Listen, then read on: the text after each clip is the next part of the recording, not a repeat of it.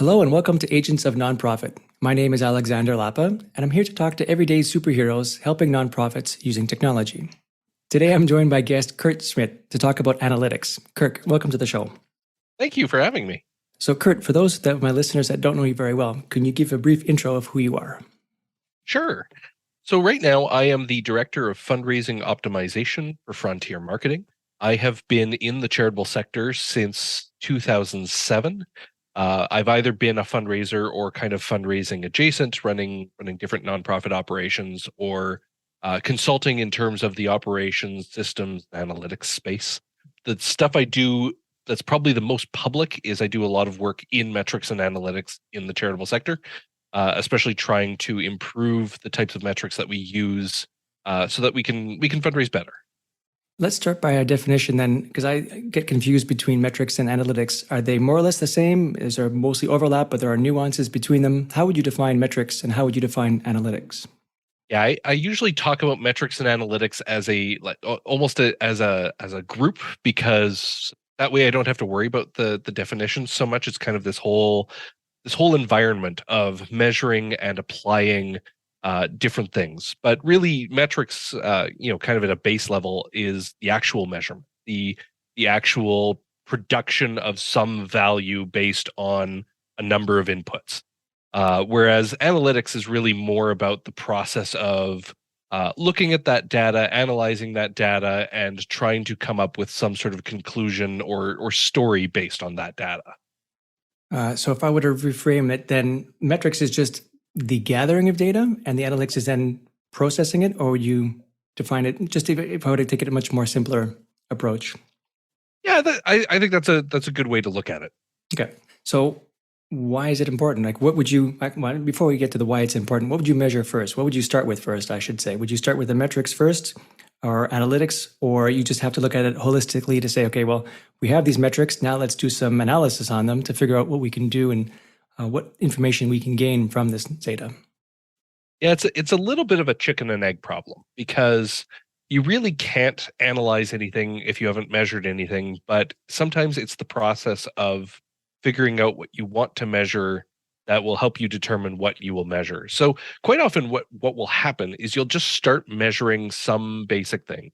And in the fundraising world, that could be something as simple as, what gifts you're getting in, how much money you're getting per year, how many gifts each donor is giving, those types of things. And usually what ends up happening is you start looking at the data, you start looking for trends and patterns and that type of thing, and you start finding yourself asking, oh, this is really interesting. What if this, or why is this? And it's usually those questions that help determine what you should be measuring next, or what you should be looking for next. And then it kind of goes through this circular process. And the topic then of donors, is there any list of questions that you normally find a nonprofit should ask themselves, or do you help nonprofits figure out what the questions should be? Or is it intuitive? Is it once you start looking at the data, a nonprofit will right away come up with the questions and then ask it themselves? I think some of it's intuitive. I think sometimes there's good questions to ask that people don't necessarily think about. Usually the initial questions when it comes to donors are, how long are they being retained for? How do they typically engage with your organization? So is it all philanthropic? Is it all these types of things? What time of the year do they tend to respond? Those will be some of the initial pieces.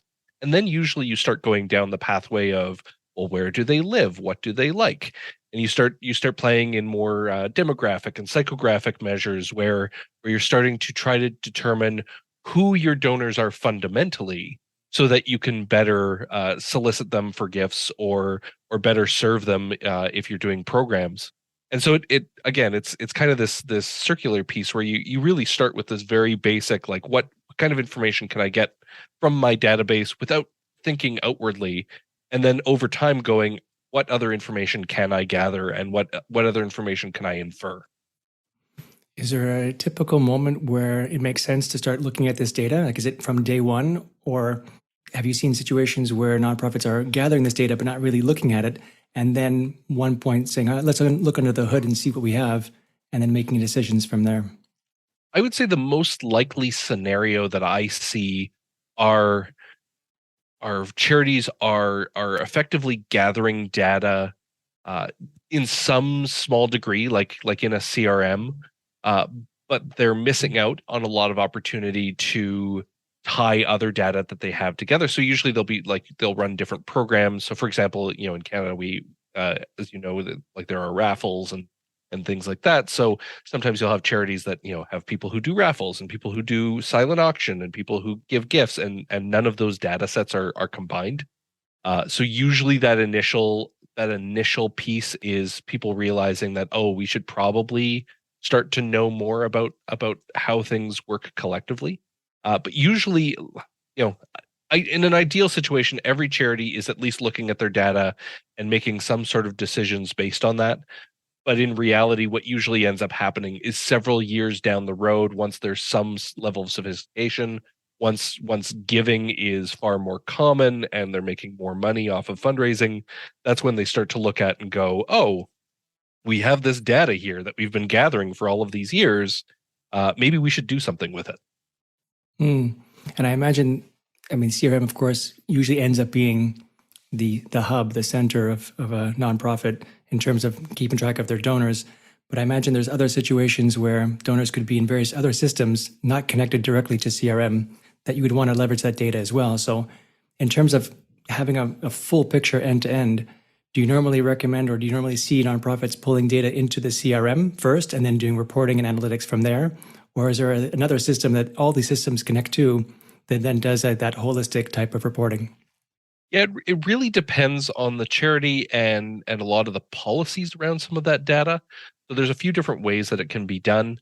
One is to have a database of record, which is usually the CRM that everything flows into, if it is capable of that type of sophistication. A lot of CRMs that we see in the charitable sector do still have problems with importing data or bringing in from other sources, and so you have to look to other possibilities. So some organizations will create data warehouses or data lakes, which are basically these places where data from all the different systems go into at once, and they'll create basically these profiles for the different data set to go in and what data can go in. So for example, when I worked for a large health charity, we had some information that we could put into a data lake, but there's a lot of information we could not put in because of health policies and privacy policies. So basically, we were able to take some systems and we were able to push a little bit of data from system A, and we were able to push a lot more data from system B because we didn't have some of the same restrictions. So there's different ways you can do it, either kind of in one system that everybody can go into, or those cases where you're dealing with much more kind of data, like these data lakes, data warehouses, these big data sets that everything kind of gets dumped into and analyzed from there. I imagine also you have to have certain skill sets to not only get the data into that data warehouse or data lake, but also to be able to get some meaningful data out of it. Like I guess a data scientist or a data architect of some kind would be, or at least someone who has a lot of data experience, let's say, to be able to say, okay, now that we have all this data, let's now see some trends in it. Or there is a level of sophistication involved with actually now taking the data and putting it together, but I'm not sure that it always has to be, say, somebody like me who went to school for mathematics. There's an entire process that we use called exploratory data analysis, which quite often is the process of taking a couple of pieces of information and putting them into a chart and seeing if you spot anything offhand that might be interesting. So, for example, you might put into a chart, how many people gave a third gift, and you might look at it as, what's the length of time between the first gift and the second gift, and you put those into a chart, and then you start to see, oh, look, it's actually creating a pretty solid line here. There is obviously some sort of relationship here, and so you can do that without a lot of experience in data science or a lot of understanding of, say, the base statistics. You can do these exploratory data graphs with some tools like Tableau or Microsoft Power BI. There's these programs that will allow you to do things like that. So that's one way you can approach it that doesn't require the statistical rigor that you might associate with most data analysis. Does it matter the size of the nonprofit? I mean, we're talking about a CRM, data warehouse, data lakes, Power BI. These I've seen it in my experience at least. You need to be a nonprofit of a certain size to be able to leverage all these tools. Can nonprofits use them, or smaller nonprofits use them as well, or do you normally see a smaller sized scope for smaller nonprofits? Usually, if you're using smaller data sets, you're probably using something like Excel. Excel's not gonna tank your system if you're talking about a few hundred, few thousand records. There are some pieces of data you can get out of it. They won't be as sophisticated, and they probably won't have the level of what we would say confidence in them. So it's the type of thing where, when you have large data sets, you can start to look at it and go, oh, like we know that this case is better than this case, and we know it with this level of confidence. You probably don't have that as a smaller nonprofit. You're probably going to go and look and go, oh, look, we tend to get gifts around the $80 mark, and you're going to find that in Excel, and it's going to be good enough. In the end, you're not looking for perfection in a lot of this data analysis you're doing. You're looking for guidance. So let's say a nonprofit is starting a new fundraising campaign or a market outreach. This kind of information, of course, would be vital for a fundraiser or a marketing a campaigner. Is there key pieces of information you would say that matter more than others? Like, is it about the last time they donated or donated size, or it really depends on what they're trying to achieve, and then just ask for that kind of data? I think a lot of thought needs to go in when you're starting a campaign in terms of what are you expecting to happen? Like really that hypothesis stage. What do we expect to happen, and what is the goal of this? And a really good example is there are some campaigns that you expect not to make money in the first few years. You basically, the point of the campaign might be specifically advertising. It might be specifically in terms of acquiring donors, but not necessarily like knowing that you might not pay for the campaign. For example, if you were to start, a brand new radiothon in a city, you might be inclined to go like, look, it's going to cost, tens of thousands of dollars to run this thing. We have to create all of these assets. We have to do all of these things. We know that we're probably not going to raise a lot of money this first year. But what we're trying to do is we're trying to set this up for future years. We're trying to acquire donors. We're trying to get out in the community, all of these things. And these are different goals than necessarily money. So going in, understanding that you might have goals that are maybe not just, the straight, like how much money did it make and how much money did we get per donor, and how, there's these goals that you can create. So I think that's really important first off. And then really if you're, building a new campaign and you're looking for, a particular response from people, then you have to think about like what is going to solicit that response. What are the things that you are going to have to do in order to make that happen? You might look at it and go, we have a total goal of $10,000 to raise. Are you going to raise that by talking to 1,000 people and you only need one donor to give 10,000? Is it that you are going to try to acquire 10,000 donors who each give $1? You need to think about kind of what that makeup looks like, and what are the things that make that happen. I think going past just the dollar value is important as well, especially when you're trying to communicate with your donors. Having a certain level of personalization, I think, would be key. Knowing the person's pronouns, making sure the messaging strengthens that, reinforces that, and then making it the message in general as personal as possible, saying, I noticed you guys, or you donated X dollars on this date X months ago. We're hoping that you can, recontribute toward the same campaign. All this, I imagine, also can be leveraged from proper metrics and analytics. Absolutely. And some of it comes down to what that cost is going to be of that personalization, right? In an ideal world, we would be able to talk to every donor in the ideal way that they like to be talked to, address the way that they like to be talked to, providing the level of information that they feel is, really ties them to the organization, the type of appeal that are they the type of people who respond better to more statistical, like here's the data versus the emotional appeal. Like, if in an ideal case we would know that for every donor, and we'd be able to apply that for every donor. But of course, your let's say it's a print campaign, your printing cost is going to go through the roof because you're basically talking about a different mail piece for every single donor. And so some of it comes down to you have to look at what is going to be the cost of personalization versus what is the expected, the expected gain from that. What's the expected lift from that personalization, and is it worth it? Maybe it is, maybe it isn't. But you're really just trying to measure both the revenue and potential revenue and the cost, and look at, does this make sense? In the same theme, in terms of being able to measure things and use it, have you seen anything that can't really be measured but is important? Yeah, there's a few things that, and I don't want to say they can't be measured. I would say that we have not determined a good way to measure or a good proxy for them yet. And maybe there isn't a way to measure just based on how it goes. But I think one of the big things for charities always is, what is the effect of certain fundraising activities on the other fundraising activity? So some of these we know, and there's been a lot of research into, for example, multi-channel campaigns, in terms of, if you send an email 2 weeks before the print piece lands on their door, we know that this particular effect is likely to happen. There's been research into that.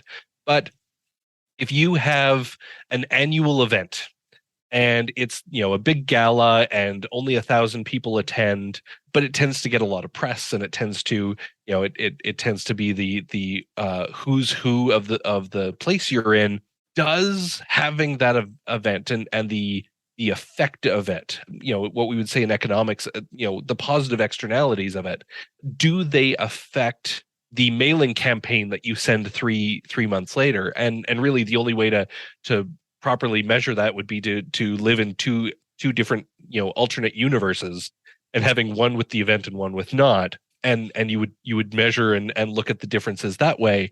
But short of being caught in Loki, you're basically having to try to guess to what some of these effects are. So that's kind of one of the big ones for me. The other one that always gnaws on my mind is knowing when the ideal time to ask a donor is, or when the ideal time to engage with the donor, and what that engagement looks like.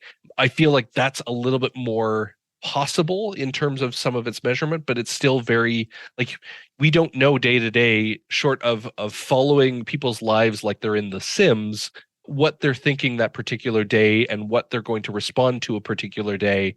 Whereas, if we could know that to some level and go like, look, if we send them, just a simple like, hey, just, want to thank you again for the gift 3 months ago, to know that will have an effect that will lift donation later. And I think that's almost a bit of the holy grail in terms of fundraising, is knowing what to send to a donor in what way at what time in order to maximize fundraising.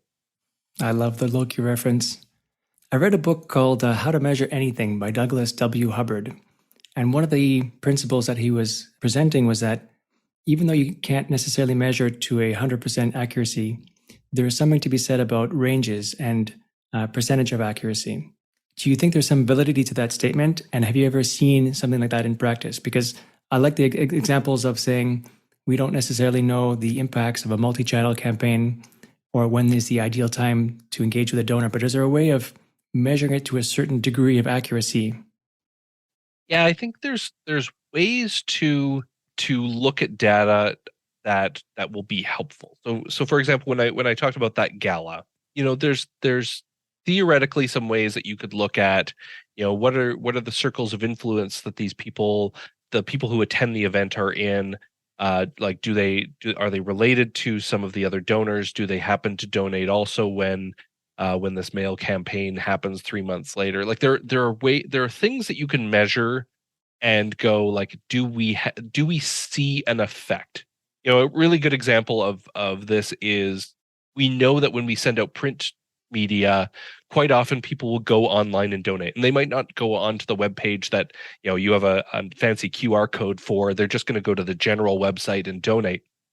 You can look at what the typical volume is at a particular time and look at, did that receive a lift, the week later because that's when mail would have dropped in their mailboxes and people gave. It's not that you're necessarily saying that all of that lift is due necessarily to the mail piece, but you're going like, look, we know that the mail piece will cause a certain lift with online because people will do that. Can we guesstimate what that amount is? So there's that level. And then the other thing is proxy variables. So quite often, if we don't know how to measure something, we might be able to measure something else that gives us an idea of what's going on, or might give us maybe some advanced knowledge over other data.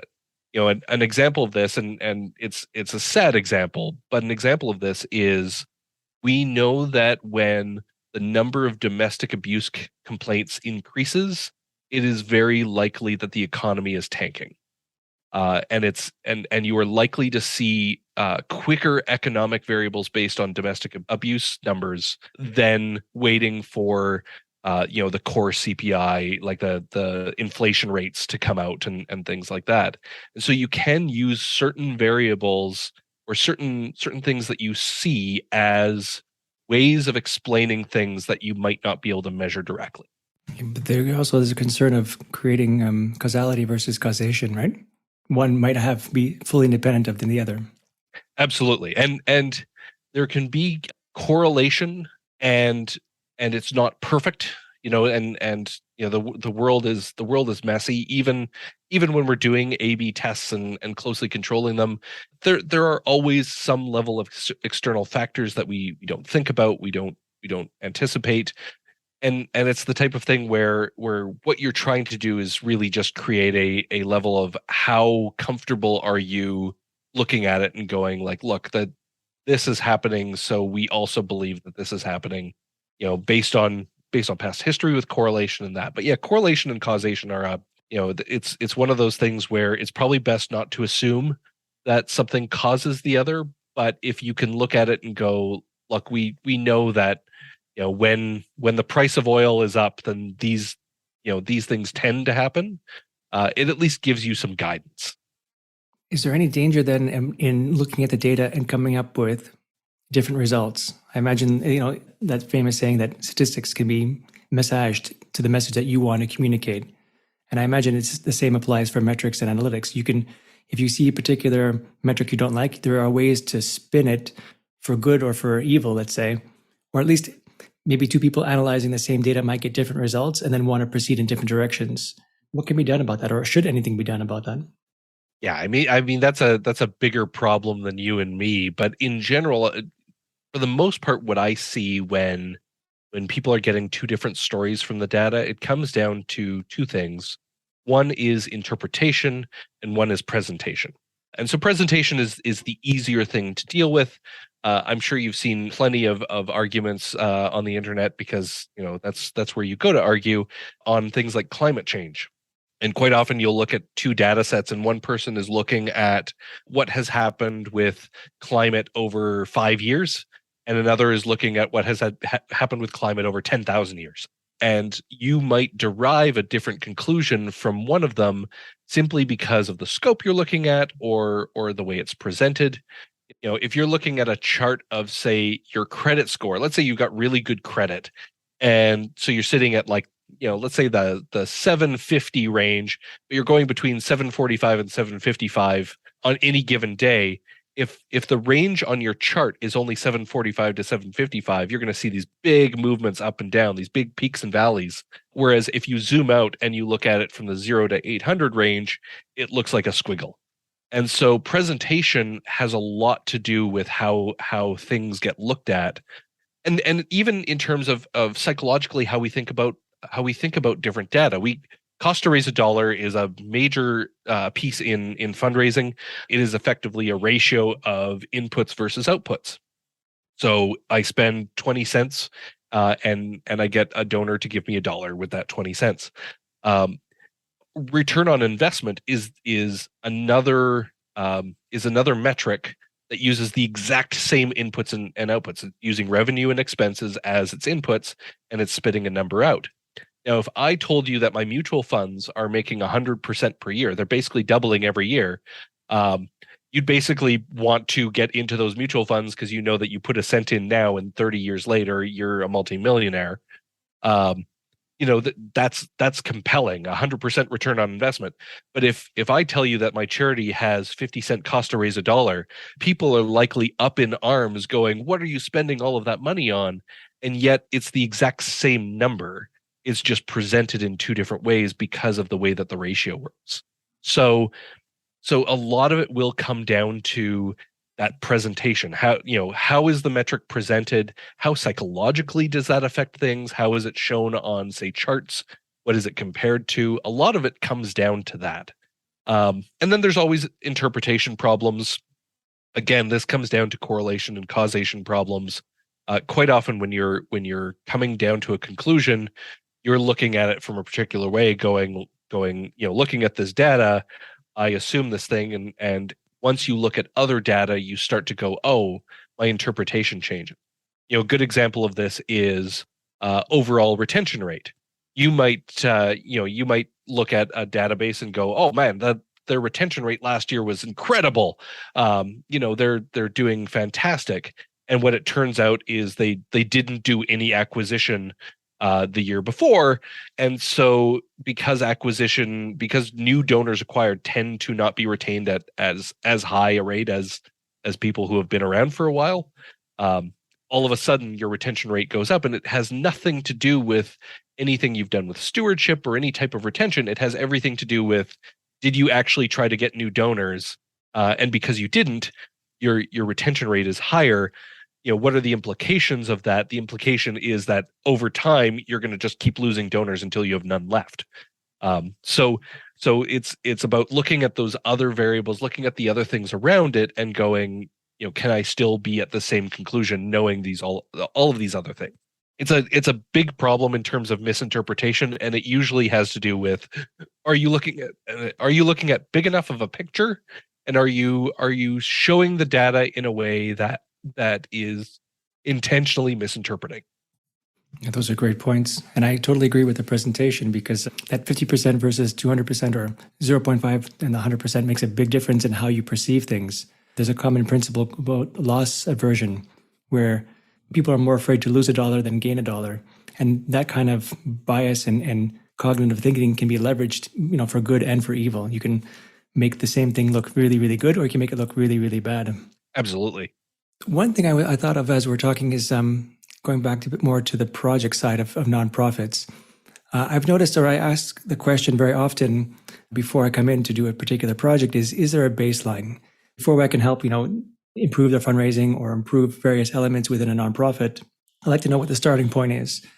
Is that something you also typically recommend, or are there any other KPIs, key performance indicators, that you would recommend a nonprofit have as they're moving toward a new project?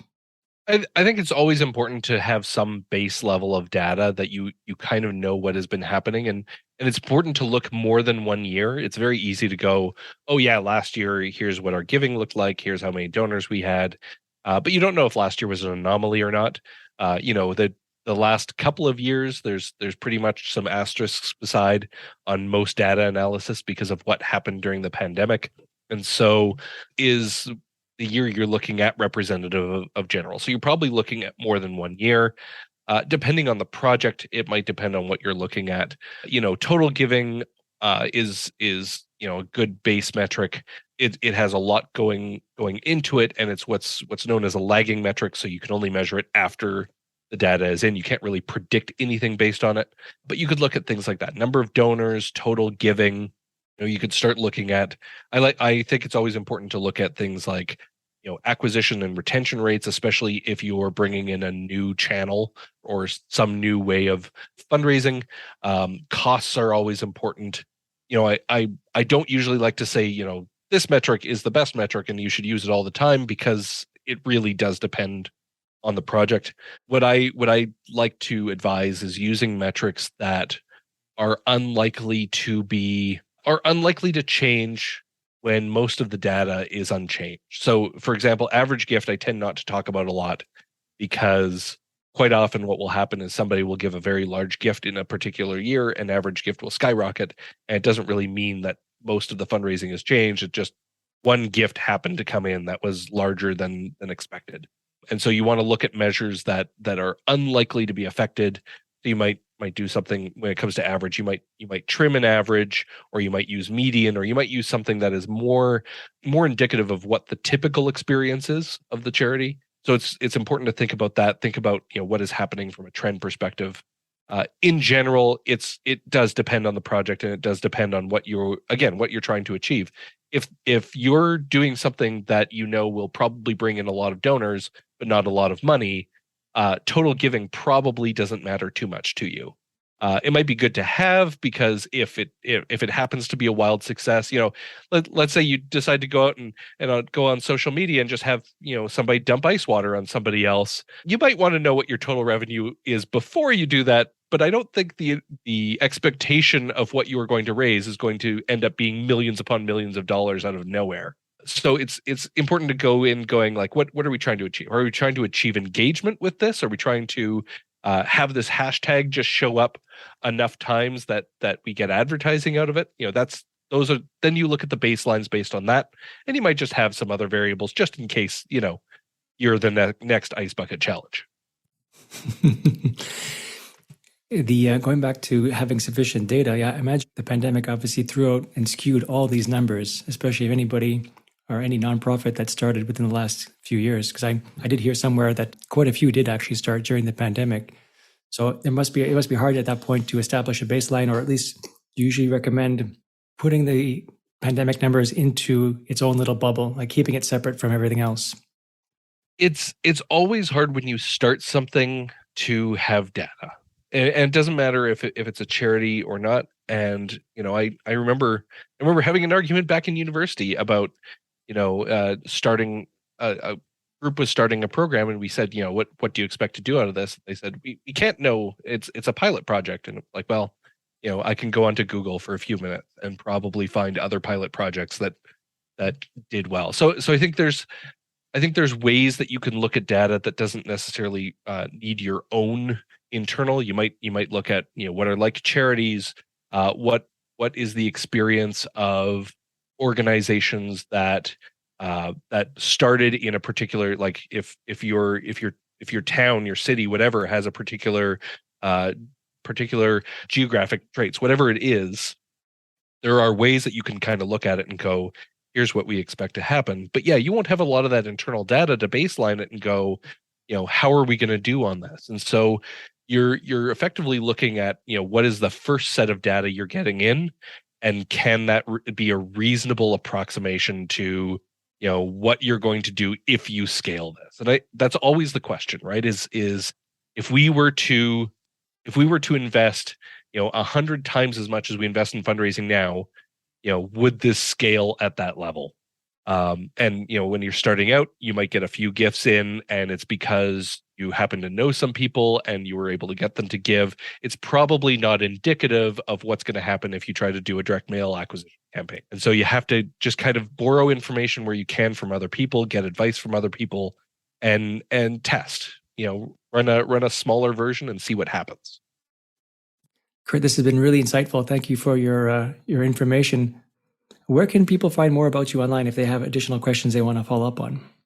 The easiest way to find me is LinkedIn. I typically don't do a lot of other social media, or if I do, it's pretty locked down. But you can find me, Kirk Schmidt. I work for Frontier Marketing, so if you can't find me by my name, which isn't the easiest to spell, feel free to look there. But LinkedIn is where I go. I post almost every day, and I'm always happy to answer questions. Thank you so much for joining me today. Thank you for having me. All right, folks, that's it for today. I'm Alexander Alapa, and I hope you join me again next time for Agents of Nonprofit.